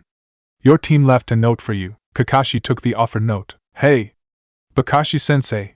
You took too long, so we decided to go train. When you decide to stop being a lazy bum, meet us at the training grounds, K? Believe it! Naruto, I will stab you if you refuse to make me stronger. 333 Sakura, your death will be at my han. Someone had apparently dragged Sasuke away before he could finish writing. The message ended there. Your students have apparently abandoned you. If it wasn't for Itachi's poker face, Kakashi would have sworn she looked smug. He rolled his eyes. I didn't ask for your commentary. And they didn't abandon me. They simply took the initiative, that's all. Right. Kakashi frowned at Itachi. Itachi scowled back. I don't remember her/him being this snarky before. What did I do? Hey, if isn't the brat. Jiraiya boomed. And his pretty girlfriend, too. I'm not his girlfriend. We're not dating. They both stopped and glared at each other. Sure you aren't. Jiraiya grinned. Stop being an idiot, Jiraiya, Tsunade sighed. Jiraiya ignored his wife. Are you guys really keeping up that charade? It's obvious to everyone. Besides, the entire village knows that you got Itachi pregnant. Both Itachi and Kakashi froze. Itachi stared off into space with a haunted expression. Her Sharingan had unconsciously activated, and she was doing her best impersonation of a traumatized statue. If anyone had listened carefully, they would have heard the sound of Kakashi's sanity shattering again. What no, what is this, what no, pregnant, and Itachi same sentence, no does not compute, not possible, does not work, what no. Though the younger two hadn't noticed, Tsunade and Jiraiya had continued talking. How stupid can you be? Shouted Tsunade. Itachi's obviously not pregnant. Any shinobi with eyes can see that. I know that. Jiraiya rubbed the back of his head. God, I was just joking. They knew that. Right, guys? Mather answered. Guys? The toad Sannin leaned forward and snapped his fingers. No reaction. Huh. Apparently, I have a talent for breaking geniuses. That really doesn't surprise me. Kill me, kill me, kill me. Please? Kakashi desperately wanted to get out of there, but his disturbed brain refused to do anything. Kakashi? Itachi? Are you two okay? Hello? Oi, Tsunade. Fix them. I don't think they're working anymore. Finally, Kakashi switched from deer in headlights mode to holy shit flee mode and made his escape. With a swirl of leaves, he was gone. Hey sensei! You're finally here! Shouted Naruto. He waved his arms frantically while standing sideways on the trunk of the tree. Kakashi didn't respond. Sensei? Kakashi still didn't respond. Sakura stopped throwing kunai at Naruto. Ooh, something's wrong with sensei, she said gleefully. Yes. Sasuke grinned. Excellent. Then he realized that he was actually agreeing with Sakura and immediately began to question his worldview. With great difficulty, Kakashi managed to snap out of it. Right, he said, taking a deep breath. He pushed the recent revelation, no stop, don't think about it, out of his mind and into the section of his brain reserved for the most disturbing events, like assassinations, torture, rainbow guy, and so on. Right. Kakashi's eyes crinkled. Training time. The three genin immediately brightened. Really? Yup.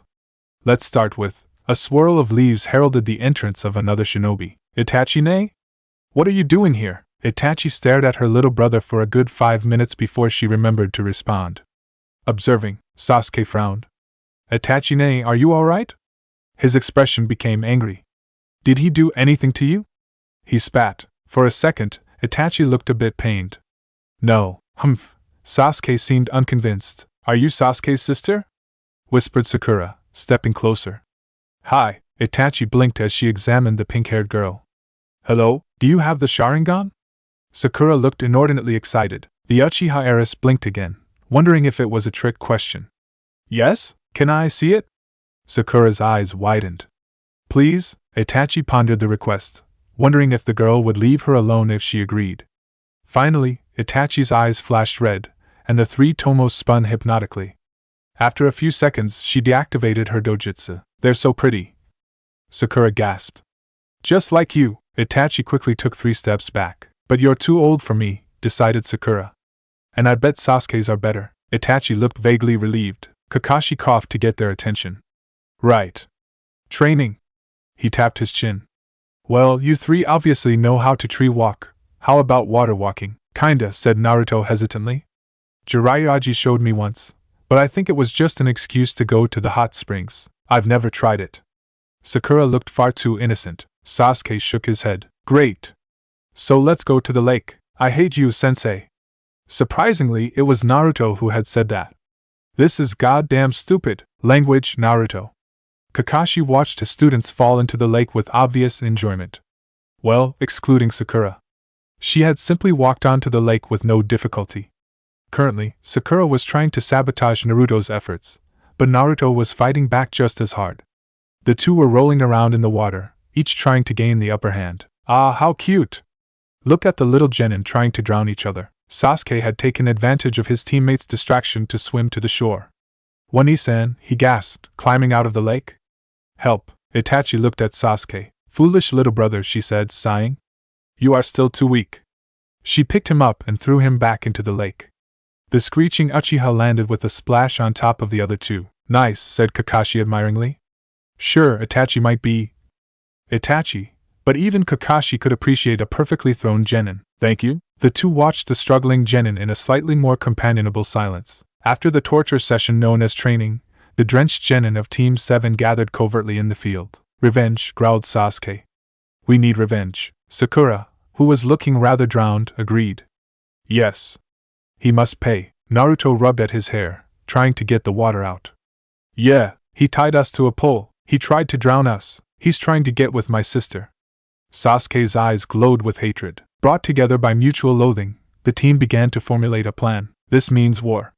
Naruto and Sakura exchanged looks. Truce? Offered the blonde. Sakura extended her hand, and Naruto shook it. From now on, declared Sasuke, I only have one goal, no, one ambition. I will make it a reality. I must kill that man. Meanwhile, in a place far from Konoha, events aren't going as planned. Maybe it's because your plans are ridiculously complicated and have a high chance of failure if even one thing goes wrong? No, it's because of something else. But what? A lone Sharingan I narrowed. I don't know, How unfortunate. But no matter. I'll just have to speed things up a bit. Evil, high-pitched, maniacal laughter echoed through the cave, increasing volume, pitch, and fervor. Soon, everything will be exactly the way it should be. Chapter 10. Felines and Trees. Kakashi had a slight suspicion that his genin were trying to kill him. He had accepted a standard D-rank gardening mission for his team, and everything was going as planned. Of course, he had blindfolded his students to make things more interesting, but they were doing all right. Somewhat. After a few hours, Kakashi had taken pity on his students by calling a lunch break. While his team devoured their food, Kakashi decided to take the opportunity to read his brand new Ika novel. And that's when Sakura approached him with a thermos. He looked up, slightly wary. Hello, Sakura-chan, he chirped. Itachi, who had been sitting next to him, glanced at the girl and gave a slight nod. Unfortunately for Kakashi, Itachi was still acting as a glorified babysitter for a glorified babysitter. This time, Kakashi planned on acting more like a teacher than a supervisor, but the point still stood. Sensei, Sakura said sweetly. I made you some tea. Would you like some? Kakashi blinked in surprise. Maybe Sakura hadn't changed that much, unknown parentage aside. In the old dimension, Sakura had attempted to suck up to him for the first week or so. Then, she had grown exasperated with him and stopped trying, but it was nice to see that some things didn't change. Why thank you, Sakura-chan. He opened the thermos and froze. His visible eye narrowed as he peered into the tea. An odd-looking leaf was submerged in the bottom. Kakashi sniffed the drink. Poisoned. That leaf's extremely toxic. In fact, it looks just like the weed they were removing from the garden. He stared at the pile of weeds before discreetly pouring the tea out. It was probably just an accident. Itachi looked at him. She raised an eyebrow when the leaf fell from the thermos. Kakashi simply shrugged in response. The next of his students to try was Naruto. Granted, Naruto's plot aimed to seriously inconvenience him in a non-lethal way, but it was no less annoying. More annoying, in fact. Especially since Naruto had long mastered the fourth ninja art of pranking. Kakashi grinned gleefully at his furious students.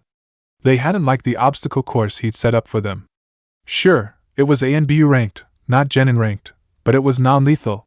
Mostly, the three Genin, surprisingly, did not seem happy. Good job, team. You completed the obstacle course. I'm impressed. But… Kakashi paused theatrically, letting the younger three squirm. I think that's enough for today.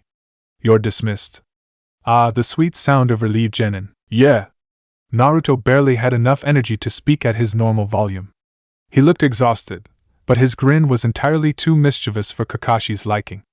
Have fun at home, sensei. Kakashi scratched the back of his neck. Alright. He shot Naruto an odd look. I'm sure I will. Obviously, when Kakashi reached his home, he was very suspicious. He quickly checked each entrance for booby traps, methodically searching for wire traps, seals, and erasers.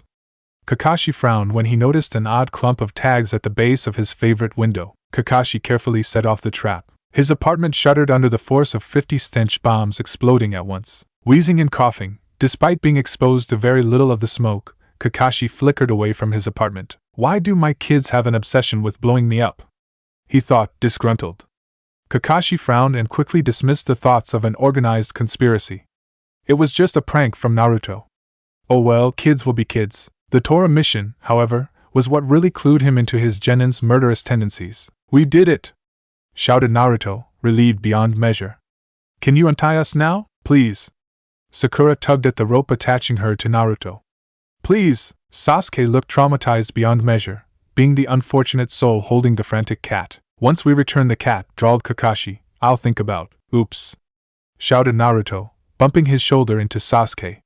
The young Uchiha promptly chucked the cat at Kakashi. The screeching, frothing Tora flew in a straight line, heading straight for his face. Kakashi quickly sidestepped, ensuring that the cat headed towards Itachi instead. Itachi did the reasonable thing and promptly drop-kicked the cat. Tora sailed in the opposite direction, still screeching as it landed somewhere into the forest. Kakashi grinned lazily. How unfortunate. It looks like you still have to complete the mission. Good luck, kiddies. With the synchronized screams of inhuman rage, the three tied together Genin headed back into the treetops. Kakashi turned to Itachi, who was staring at him impassively. You know, he said finally, I think my Genin may be trying to kill me. Itachi's expression became dubious, as she wondered how Kakashi had just realized that. Yes.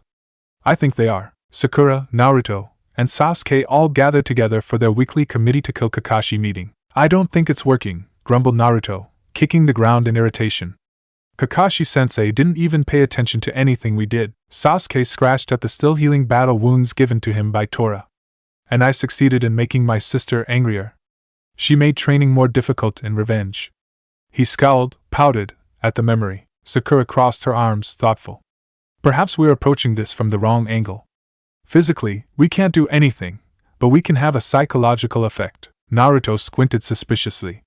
What are you getting at? Sakura held up a finger. A hint of a smile danced at the corners of her lips. Nothing. Frowning, Sasuke raised an eyebrow. We've been trying to dispose of Sensei directly, which obviously hasn't worked. Until we become much stronger, that approach is unlikely to succeed. However, if after constant assassination attempts, we suddenly stop. Sakura's smile became concrete. His paranoia should skyrocket, slowly driving him into madness. Naruto shot her a skeptical look. I'm pretty sure he's already crazy. Her eyebrow twitched. More insane, I mean. Sasuke gave a short sigh. Might as well try, he muttered, sounding almost pained to agree with his stalker/fangirl. Excellent, crowed Sakura. For now, we'll suspend murder-based operations. Mission Drive Kakashi-sensei into insanity is a go. After a month of training and aborted murder attempts, Kakashi was firmly confident in his team's ability to handle any C rank, including that godforsaken C-turned-S rank wave mission. Besides, they hadn't tried to kill him in several days. Either they had realized the futility of trying, or his team had matured. Both scenarios were promising. Hokage-sama, said Kakashi, grinning when an exasperated Minato rolled his eyes at the title. I think my team is ready for a C rank. Sasuke looked as happy as was possible for an Uchiha. Naruto openly exclaimed his joy to the heavens, jumping up and down like a possessed man, and Sakura's green eyes shined with manic energy. Itachi, on the other hand, did not seem so confident. I do not think this is wise. Why is that? Minato leaned forward, resting his chin on his palm. They are fresh genin. Most teams have at least another month of training before they start C ranks, pointed out Itachi. Yeah, but my team is exceptionally talented. Kakashi fondly ruffled Naruto's hair. They're miles ahead of every other team. And far more capable than the old Team 7 was at this time, Minato hummed as he shuffled through a pile of papers. I'm afraid I agree with Kakashi. The dimensional traveler smirked at Itachi, who glared back at him, irritated. But the two Jonin stiffened at the Hokage's tone of voice. Itachi-chan, if you're so worried about Team 7, why don't you accompany them? It's fine.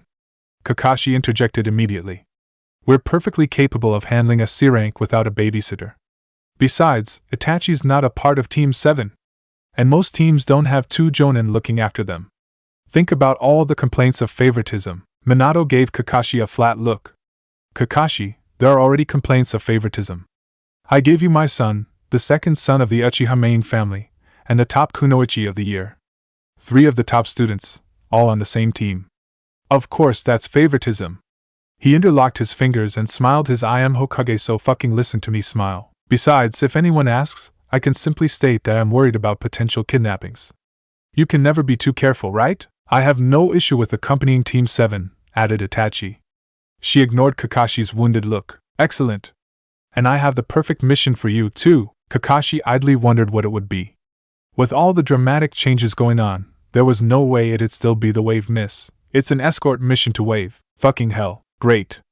Now I have to deal with a drunk bridge builder, an S-rank missing nin with a sob story, a dictator, and you'll be accompanying Zabuko and Haku back to their country. They're simple fisherwomen afraid of bandit attacks along the route. It shouldn't be too difficult. He froze. Wait. What? They're here right now. In walked Zabuza in the worst drag Kakashi had ever seen. He wore a misshapen wig with pigtails over his bandages and a too large dress with watermelons sticking out the top. Haku followed in the best drag he had ever seen. Kakashi was half convinced that the boy was a woman. Kakashi, with his best what the fuck expression, turned back to the yondaime. Minato looked back calmly, but he was clearly struggling to keep a smile off his face. The silver-haired Jonin stepped forward, placing his hands on the Hokage's desk. Sensei, he hissed, I don't think you've noticed, but I'm pretty sure those are 2 missing nin in drag in your office. What? Minato coughed to hide his laugh. I have no idea what you're talking about. The blonde's fight to keep a straight face became even more obvious. This is revenge, isn't it? Kakashi narrowed his eye. Really? Really? I think you've paid it back tenfold by now. Vindictive bastard. He'd honestly forgotten about how unforgiving Minato had been. Everyone talked about his kindness and permanent cheer, but they conveniently forgot to mention his vengeful, sadistic streak. You don't get a flea on sight label by throwing flowers and rainbows at your enemy. The yondaime ignored his former student's words and tossed 2 scrolls at him. One's for you and Itachi. Don't open or discuss that one until you reach the coast, said Minato, voice almost inaudible. The other's for your team. Have fun. Zabuza, or Zabuko, rather, frowned at the 3 genin. I asked for a ninja team, not 3 runts, he scoffed in an artificial falsetto. Who you calling a runt? Naruto glared at the masked cross-dresser. Zabuko-sama, I think they'll do fine, placated Haku, smiling softly at Naruto. The younger blonde immediately blushed a bright red. Ha! Thought Kakashi, amused. Wait until he finds out Haku's real gender, Zabuko grunted, forgetting to disguise his voice. The 2 older ones look alright. The yondaime's dog and Itachi of the Eternal Flame, if I'm not mistaken. I wouldn't mind Phi. Zabuko winced when Haku stepped on his foot with high heels. Being guarded by them, he finished sourly. Itachi shot them an incredulous look before turning back to Kakashi and Minato. Are you certain about this? She asked the Hokage. Positively. Minato beamed, smiling so brightly that sparkles surrounded him. Now, go complete your mission. With those parting words, he kicked everyone out of his office. Unwillingly, Team 7 and Itachi started off on their mission to escort Zabuko and Haku. What the fuck, thought Kakashi numbly. Seriously, what the fuck? I don't even know what's happening anymore. The wave mission was not supposed to go like this. Itachi seemed tenser than usual, her hand constantly hovering over her shuriken pouch. She shot wary glances at Zabuko as she protectively shadowed her younger brother. Naruto, on the other hand, seemed utterly enamored with Haku. So, he stuttered, you're from Wave? Haku laughed softly. Not originally, no. But we live there now. It's basically our second home. Wow. Where'd you used to live? The blonde watched, fascinated, as Haku's long hair fluttered in the breeze. Your hair is so pretty, Naruto breathed. Thank you, Naruto-kun. The long-haired nin smiled gently at him. Sasuke, on the other hand, seemed rather sullen. Every few seconds he glanced behind him at his sister before pouting and turning around. Sakura was also glancing back every few seconds, but at Zabuko, not Itachi. After a few minutes, she sidled up to Kakashi. Sensei, she whispered, I don't think Zabuko's actually a woman. Kakashi watched as a watermelon fell out of Zabuko's dress. Surreptitiously, the bandaged man picked it up and shoved it back in his top. I think you're right, Sakura-chan, said Kakashi after a second. But our client's choice of dress is no concern of ours. Seemingly accepting the answer, Sakura nodded and fell back in formation. Kakashi half expected to see a poorly disguised puddle, but he didn't spot any during their entire trek to the coast. Their entire journey there was actually more uneventful than the original trip. Finally, once they reached the shoreline, Kakashi called for them to stop and set up camp. We'll stop and rest for the night. Tomorrow morning, we'll cross into Wave. There were no complaints from anyone except Zabuko, who briefly muttered something about leaf weaklings. A sharp glare from Haku and Itachi promptly shut him up. Once the fire was made and the genin were mostly asleep, Kakashi pulled aside Itachi to talk. I should probably tell you about the second mission, he whispered. At Itachi's look of outrage, Kakashi held up his hands in the classic image of surrender. In my defense, Minato-sensei told me not to tell you until we get to the coast. Itachi's expression quickly defaulted to neutral. She frowned slightly, waiting for him to explain. Even I don't know what the mission is. Sensei sealed it so that I wouldn't be able to open it. It's time to open, in the next 10 seconds, actually. The two Jonin stared at the scroll. After exactly 10 seconds, a small, silent puff of smoke alerted them of the seal's expiration. He nicked his thumb on the edge of a kunai and pressed it to the scroll. Then, Kakashi opened the scroll and angled it so that Itachi could also read. Kakashi-kun and Itachi-chan. Sorry for being overly dramatic about this. But while the genin are doing their nice, easy C rank, I have an A rank for you to complete. If you haven't noticed, which I know you did, Zabuko and Haku aren't actually fisherwomen. Both are missing nin from Kiri. Konoha is legally obligated by treaty to refuse missions from rogue ninja, but Konoha obviously didn't know about their missing nin status due to their masterful disguise. Gato is strangling Wave's economy, and he has drastically increased the price of goods to Konoha. He also has completely refused to negotiate. I need you to take him and his little gang of thugs down using any method possible. He is holding the daimyo of Wave hostage, so getting rid of Gato should fix that little problem as well. I know that Gato is a lackey of that psychopath Yugura, but if you dispatch him due to self-defense, we'll still be in the clear. Oh, make sure your genin are safe during all this. And of course, have fun! The scroll promptly self-destructed. Scowling, Kakashi dropped the pile of ash. You got all that? He asked. Itachi deactivated her Sharingan and nodded. I'm going to kill that man, growled Kakashi. Making my life more difficult just for the hell of it. I will help, Itachi replied matter-of-factly. Kakashi gave a grudging smile. Of course. The next day, they hired a boatman to ferry them across to the island. The poor civilian looked terrified, shaking under the combined weight of Itachi and Kakashi's irritation. Zabuko wasn't that happy either. This is taking too long, he grumbled. Can't we just run across the water? Haku elbowed the man in the gut. But Zabuko-sama, the other missing nin said with a plastered smile and gritted teeth, we can't do that, right? Because we're not ninja? Oh. Right. He leaned back, jostling a watermelon out of his dress. The fruit bounced off the edge of the boat and fell into the ocean with a plop. Zabuko stared at the ripples marking the watermelon's new location. Fuck. He turned around and glared at the genin. Sakura looked rather smug, Naruto appeared utterly shocked, and Sasuke seemed completely unconcerned. That never happened, snarled Zabuko, letting out a sliver of killing intent. Naruto continued to stare, mouth hanging wide open. Sasuke scoffed and turned around. Sakura, on the other hand, are you threatening me? She hissed back, green eyes narrowing. Suddenly, Sakura smiled. Are you challenging me to a fight? Her tone abruptly became excited. Of course not, Sakura-chan, Haku said quickly. Zabuko-sama's just in a bad mood. Disappointed, Sakura crossed her arms and turned away. The remainder of the boat ride was fairly boring. At least, until they were halfway to the island when, out of nowhere, thick fog appeared, obscuring their vision. There's no way that mist is natural. Sighing, Kakashi drew his weapon and exchanged a look with Itachi. It's impossible for Team 7 to have a regular C rank, no matter which dimension it's in. Absolutely impossible. He was just in time, too. A sudden stream of kunai pierced the thick fog, headed right towards Zabuko and Haku. Itachi quickly appeared in front of the two, deflecting the weapons with ease.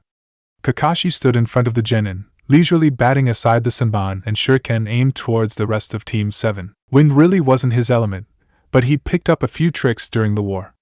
Kakashi ran through a string of hand seals, conjuring up a sharp gust of wind to blow away the mist. The 5 attackers, no-name Chunin, from the looks of it, were now visible and visibly nervous. Kakashi frowned when he noticed the clean, unmarked headbands. Loyal Kiri Ninja? The genin sprung into action. "I've needed this!" exclaimed Sakura, eagerly drawing a kunai. She ran onto the ocean, balancing easily on the waves. Sasuke and Naruto followed, also able to water walk, having been subjected to Kakashi's training. "Hey, I bet I can take out the enemy faster than you can!" Naruto hollered. "In your dreams?" Sasuke rolled his eyes as he palmed a shuriken, tossing a few at the first enemy. Kakashi watched with pride as the three worked as a team, finally, actually following the formations they had worked on. Sakura distracted one with a genjutsu, Sasuke pushed him back with a stream of fire, and Naruto knocked out the Chunin with a quick blow to the head. Itachi had already taken out 2. Sighing, Kakashi figured that he might as well join the fight. But before he could, Kakashi noticed Zabuko stand up dramatically. "I've had enough of this!" shouted Zabuko with rage. "No more disguises!" With a fearsome roar, he tore apart his dress, standing on the boat in nothing but shorts and bandages. "Fuck hiding, I'm gonna tear some Kiri ninja apart!" He pulled out his cleaver-like sword from a sealing scroll before dashing off to behead the terrified Chunin. "Oh, Zabuza-sama," said Haku, sighing. "I suppose the ruse is up." Daintily, the other missing Nin stepped off the boat and flickered to the other Chunin, quickly trapping her in a cage of ice. "Well, that leaves just one for me." Kakashi casually walked up to the Chunin, ducking to avoid the water dragon that the Chunin frantically conjured. Kakashi ran through a few hand signs, creating a wolf-shaped blast of electricity that electrocuted his opponent. After slinging the Kiri Nin over his shoulder, he turned back to his team. His genin had proudly hoisted their defeated enemy in the air, waving him around like a flag. "Sensei!" Naruto grinned proudly at his amused teacher. "We did it!" Sakura cheered as their personal unconscious Chunin flopped around. Even Sasuke looked pleased, looking to his sister for approval before catching himself and scowling. Kakashi flashed a thumbs up at his team. Then, he narrowed his eyes ominously at Zabuza, Zabuko, and Haku. "Well, now that the excitement's all over, I suppose it's time we have a little chat." "You're a ninja!" screeched Naruto.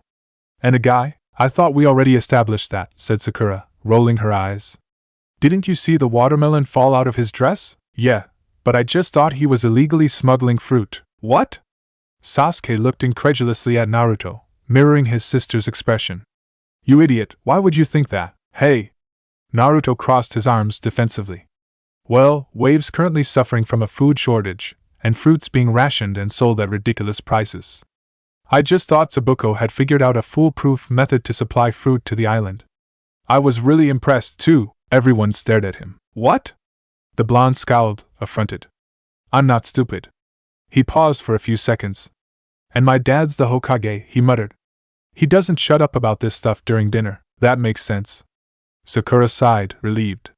"For a second, I actually thought you knew something, even if your assumption was extremely stupid. I resent that."